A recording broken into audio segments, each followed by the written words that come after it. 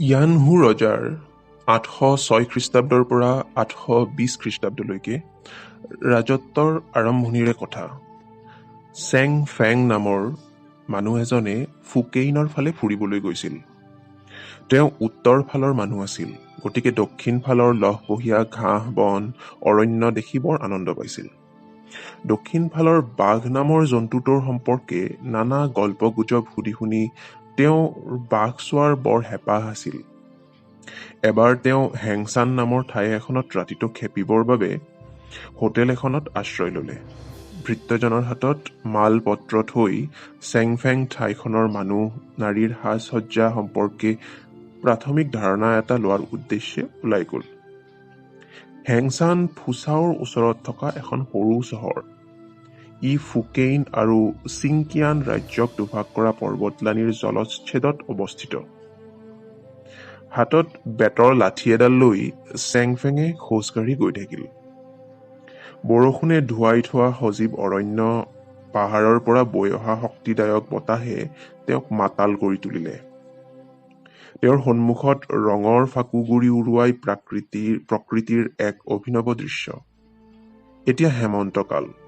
পাহাৰবোৰ ৰঙা আৰু সোণালী ৰঙৰ মেপল গছেৰে উজ্বলি উঠিছে। গছেৰে সেউজীয়া হৈ থকা পাহাৰৰ গাত এটা সুন্দৰ বগা মন্দিৰ তেওঁৰ চকুত পৰিল। ডুবন্ত বেলিৰ পোহৰত সোণালী ৰঙৰ মেপল হাবিবোৰ নীলা, বেঙুনীয়া, সেউজীয়া ৰঙৰ লীলাভূমি হৈ পৰিল। মিনিটে মিনিটে এই পাহাৰৰ গছবনবোৰৰ ৰং সলনি হৈছে, যেন এক সাধুকথাৰ যাদুপুৰী এইখন।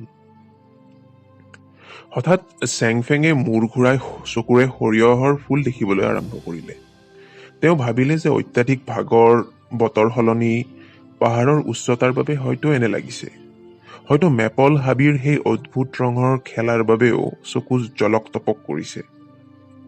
ঠিক এঢলীয়া হাবিখন আৰম্ভ হোৱাৰ ঠাইখিনিতে এডৰা ভেলভেটৰ দৰে কোমল ঘাঁহনি আছিল।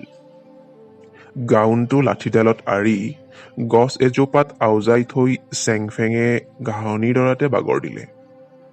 তেওঁ অলপ ভাল পালে। আকাশলৈ চাই চাই তেওঁ ভাবিবলৈ ধৰিলে, প্ৰকৃতি কিমান মনোমোহা হ'ব পাৰে। মানুহে খালি টকা পইচা, যশ আৰু পদবীৰ পাছত ঘূৰি জীৱনটো শেষ কৰে। মানুহেতো নিজৰ লাভৰ বাবে ঠগ, মিছা, আনকি হত্যাৰো আশ্ৰয় লয়। প্ৰকৃত শান্তি আচলতে প্ৰকৃতিৰ মাজতহে আছে। মৃদু মলয়া আৰু ঘাঁহৰ গোন্ধত চেংফেঙৰ টোপনি আহিল। তেওঁ যেতিয়া সাৰ পালে, তেতিয়া গধূলি তেওঁ প্ৰচণ্ড ভোক অনুভৱ কৰিলে। পেটৰ ওপৰেদি হাতখন বুলাই নিওঁতে কোমল নোমাল ছাল এখনত হাত পৰাত তেওঁ উচপ খাই উঠিল। তৎক্ষণাৎ তেওঁ উঠি বহিল আৰু দেখিলে যে তেওঁৰ শৰীৰটো ক'লা সুন্দৰ আকবাকেৰে ভৰি গৈছে। তেওঁ এঙামুৰি দিব খুজি হাতখন মেলি দিওঁতে শকত হাতখনত অনুভৱ কৰিলে এক অভিনৱ শক্তি। তেওঁ হামিয়ালে আৰু হামিটোৰ বিশাল গৰ্জনিত নিজেই চক খালে। তেওঁৰ মুখখন চাই দেখিলে যে বগা বগা দীঘল গোফেৰে মুখখন ভৰি গৈছে। কি কথা, তেওঁ দেখোন এটা প্ৰকাণ্ড বাঘ হৈ গ'ল।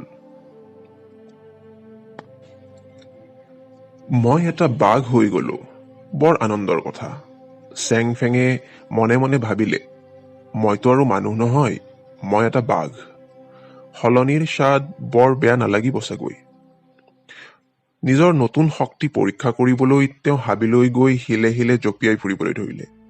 নিজৰ শক্তিত তেওঁ নিজেই মুগ্ধ হ'ল। তাৰ পিছত তেওঁ এটা মঠলৈ গৈ সোমাবলৈ বিচাৰি আগভৰিৰে আঁচুৰিবলৈ ধৰিলে। সেইটো এটা বাঘ। ভিতৰত ভিক্ষুজনে চিঞৰি উঠিল, মই গোন্ধটো চিনি পাইছো, দুৱাৰখন নুখুলিবা।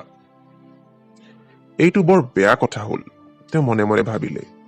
মোৰতো একো বেয়া উদ্দেশ্য নাছিলে, সামান্য আহাৰ কৰি বৌদ্ধ দৰ্শন আলোচনা কৰিম বুলিহে ভাবিছিলো। কিন্তু মই যে এতিয়া এটা বাঘ, কি ঠিক মোৰ গাৰ পৰা চাগৈ গোন্ধ ওলায়। তাৰ পাহাৰৰ তলৰ গাঁওখনলৈ গৈ কিবা এটা খোৱাৰ ইচ্ছা হ'ল। গাঁৱলৈ গৈ জোপোহাৰ আঁৰত লুকাই থাকোঁতে তাৰ চকুত পৰিল বাটেদি গৈ থকা এজনী ধুনীয়া ছোৱালীৰ ওপৰত।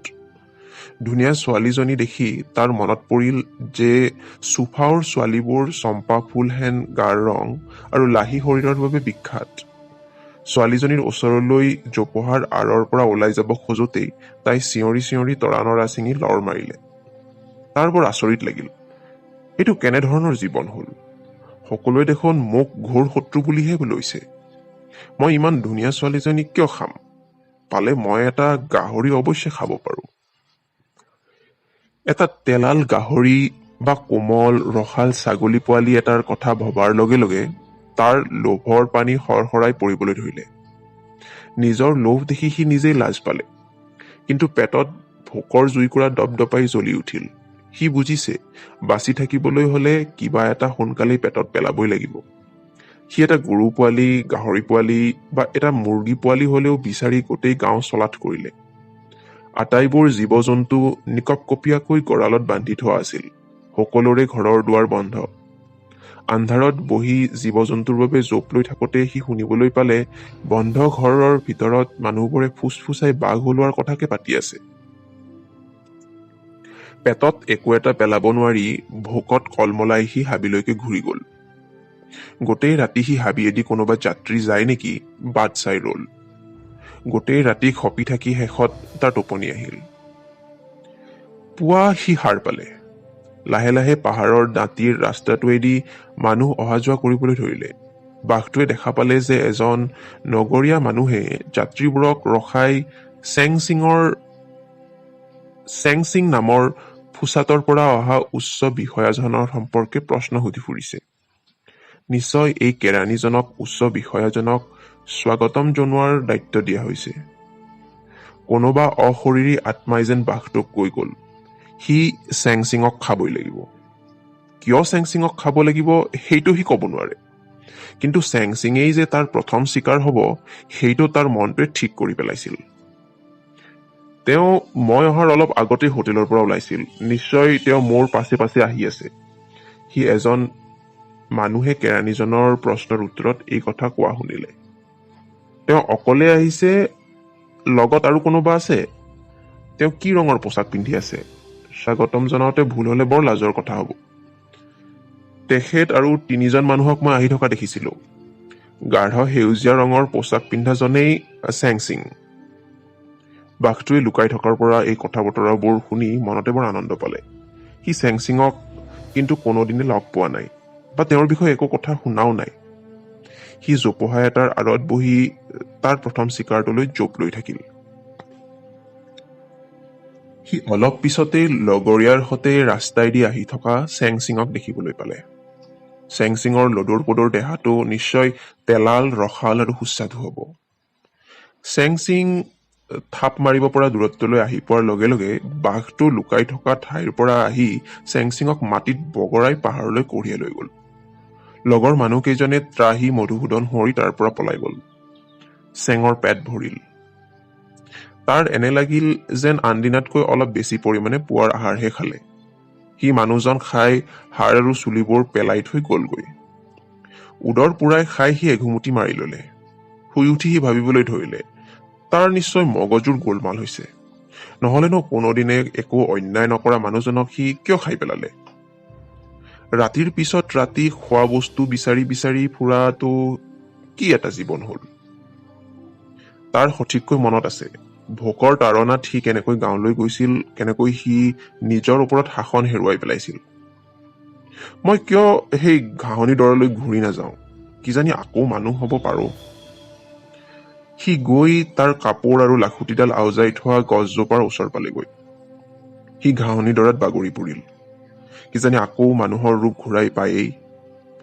ঘাঁহনি দৰাত সি বাগৰা বাগৰি কৰি থাকোঁতে কেইছেকেণ্ডমানৰ ভিতৰতে আগৰ মানুহৰ ৰূপ ঘূৰাই পালে। চেংফেঙে তেওঁৰ গাউনটো পিন্ধি হাতত লাখুটিডাল লৈ নগৰৰ পিনে যাত্ৰা কৰিলে। চেংফেঙৰ মনটো বৰ ভাল লাগিছিল, কিন্তু সেই আচৰিত অভিজ্ঞতাটোৰ কথা ভাবি তেওঁৰ মনটো বৰ খেলিমেলিও লাগি আছিল। হোটেল পাই চেংফেঙে গম পালে যে তেওঁ পুৰা 24 ঘণ্টা হোটেলৰ পৰা আঁতৰি আছিল। ছাৰ, আপুনি ইমান সময় ক'ত আছিলে? ভৃত্যজনে চেংফেঙক দেখি সুধিলে। হোটেলৰ মালিকেও আহি তেওঁক দেখি স্বস্তিৰ নিশ্বাস পেলাই দুআষাৰ কথা পাতিলেহি।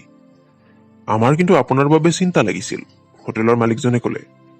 আপুনি ক'ব পাৰেনে নাই বৰ বিৰাট বাঘ এটা ওলাইছে। যোৱা নিশা বাঘটোক ছোৱালী এজনীয়ে নিজৰ চকুৰে দেখিছে।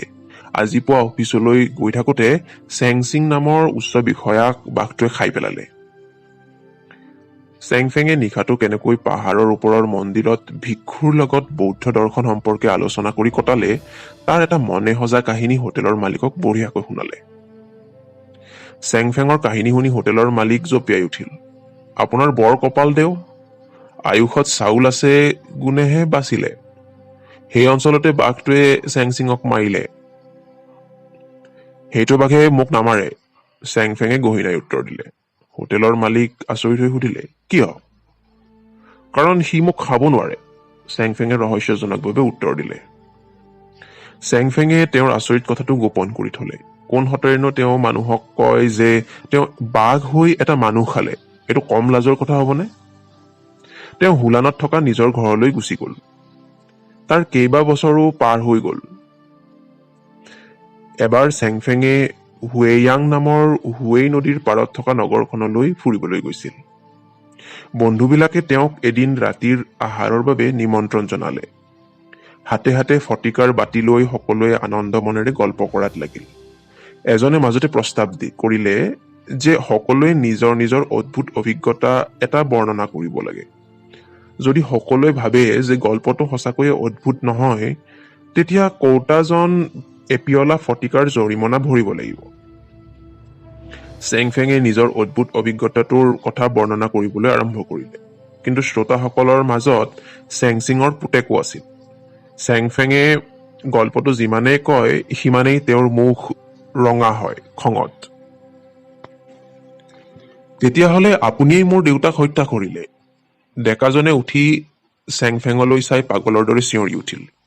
ডেকাজনৰ চকুহাল টেলেকা হৈ কোমৰ হীৰাবোৰ ওলাই পৰিছিল। চেংফেঙে লৰালৰিকৈ উঠি ক্ষমা প্ৰাৰ্থনা কৰিলে।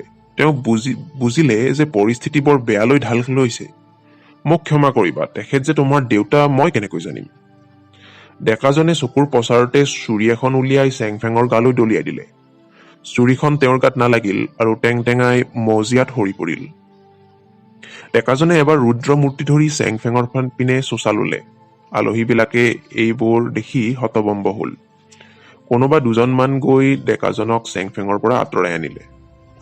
তোক হত্যা কৰি মই মোৰ দেউতাৰ মৃত্যুৰ প্ৰতিশোধ ল'ম। পৃথিৱীৰ শেষ প্ৰান্তলৈ তোক মই বিচাৰি চলাথ কৰিম। ডেকাজনে চিঞৰি চিঞৰি চেংফেঙলৈ চাই দাঁত কৰচিবলৈ ধৰিলে। বন্ধুবিলাকে চেংফেঙক আঁতৰাই নি এটা ঘৰৰ ভিতৰত লুকুৱাই থলে আৰু চেংচিঙৰ পুতেকক শান্ত কৰাবলৈ চেষ্টা কৰিলে। সকলোৱে চেংচিঙৰ পুতেকক বুজাবলৈ যত্ন কৰিলে যে পিতৃ হত্যাৰ প্ৰতিৰোধ লোৱাটো এক মহান আৰু শলাগনীয় কাম। কিন্তু চেংফেঙে চেংচিঙক হত্যা কৰোঁতে তেওঁ সজ্ঞান অৱস্থাত নাছিল, এক বাঘৰ ৰূপতহে আছিল। এনে জটিল পৰিস্থিতিত পিতৃ হত্যাৰ প্ৰতিশোধ লোৱাটো আচলতে এটা বৰ ডাঙৰ সমস্যা। ডেকাজনে একো নুবুজি নামানি চেংফেঙক হত্যা কৰাৰ কথা কৈয়েই থাকিল। উপায় নাপাই বন্ধুকেইজনে তেওঁলোকৰ অঞ্চলৰ কামাণ্ডাৰক ঘটনাটোক বিৱৰি কলে। তেওঁ ডেকাজনক হুৱেই নদী পাৰ হৈ যাবলৈ আৰু উত্তৰ ফালে কেতিয়াও নাহিবলৈ আদেশ দিলে। চেংফেঙে নিজৰ নামটো সলাই ললে আৰু উত্তৰ পশ্চিম ফালে গুচি গল আৰু ভয়ানক শত্ৰুজনৰ পৰা পলাই ফুৰিবলৈ চেষ্টা কৰিলে। চেংচিঙৰ পুতেক ঘৰলৈ ঘূৰি অহাত আটাইয়ে মিলি তেওঁক বুজাবলৈ চেষ্টা কৰিলে। আমি সকলোৱে তোমাৰ পিতৃ হত্যাৰ প্ৰতিশোধ বিচৰাটো সহানুভূতিৰে বিবেচনা কৰি চাইছো। এইটো এজন পুত্ৰৰ কৰ্তব্য। কিন্তু চেংফেঙে এটা বাঘ হৈ থকা অৱস্থাতে তোমাৰ দেউতাৰাক খাইছিল। তেওঁ তোমাৰ দেউতাৰাক চিনিয়ে নাপায়, গতিকে ইচ্ছাকৃতভাৱে তেওঁ এই হত্যা কৰা নাই। এইটো এক অদ্ভুত পৰিস্থিতিৰ ফল। ইচ্ছাকৃত হত্যা কেতিয়াও নহয়। তুমি তেওঁক কিবা কৰিলে তুমিহে বধৰ ভাগী হবা। চেংচিঙৰ পুতেকে এই উপদেশখিনি মানিলে আৰু চেংফেঙক হত্যা কৰিবলৈ পিছে পিছে নুফুৰা হল।